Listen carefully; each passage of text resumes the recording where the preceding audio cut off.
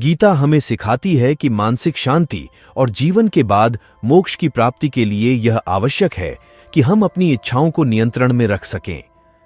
गीता यह भी सिखाती है कि मृत्यु का भय व्यर्थ है, क्योंकि मृत्यु हमारे शरीर में विराजमान आत्मा को कभी नहीं मार सकती। मृत्यु केवल मांसपेशियों से बने शरीर का अंत है। कर्म करना सबसे महत्वपूर्ण बात है और व्यक्ति को पूरी निष्ठा और विश्वास के साथ कार्य करना चाहिए, जबकि काम करते समय परिणाम का भय और फल की उम्मीद करना बेकार है। गीता के अनुसार ईश्वर हर क्षण हमारे साथ है और कण कण में विद्यमान है। अपने मन में दूसरों के लिए बुरे भाव या बुरे विचार रखना ही हमारे अपने विनाश का कारण है। इसीलिए इन बुरे विचारों को अपने मन से दूर रखना चाहिए। गीता में कहा गया है कि क्रोध से भ्रम पैदा होता है, जो बुद्धि को विचलित करता है। भ्रमित व्यक्ति अपने मार्ग से भटक जाता है। तब सारे तर्क नष्ट हो जाते हैं, जिससे मनुष्य का पतन हो जाता है। इसलिए हमें अपने क्रोध पर नियंत्रण रखना चाहिए। भगवान श्री कृष्ण कहते हैं कि आत्मनिरीक्षण से स्वयं को जानो, क्योंकि जब आप स्वयं को पहचानेंगे तभी आप अपनी क्षमता का आकलन कर पाएंगे।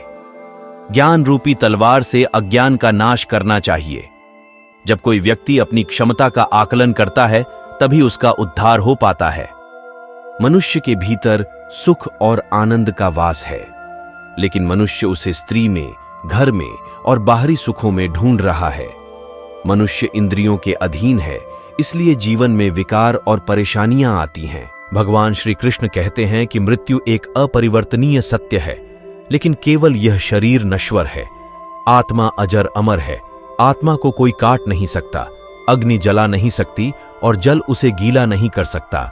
जिस प्रकार से पुराने वस्त्र बदलकर नए वस्त्र धारण किए जाते हैं, उसी प्रकार आत्मा एक शरीर का त्याग करके दूसरे जीव में प्रवेश करती है।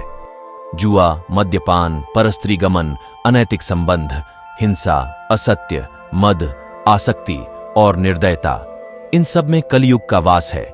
इसलिए इसका दूसरा नाम घोर कलयुग है। मनुष्य को हमेशा अपने मन और बुद्धि पर भरोसा नहीं करना चाहिए, क्योंकि वे मनुष्य को बार बार धोखा देते हैं।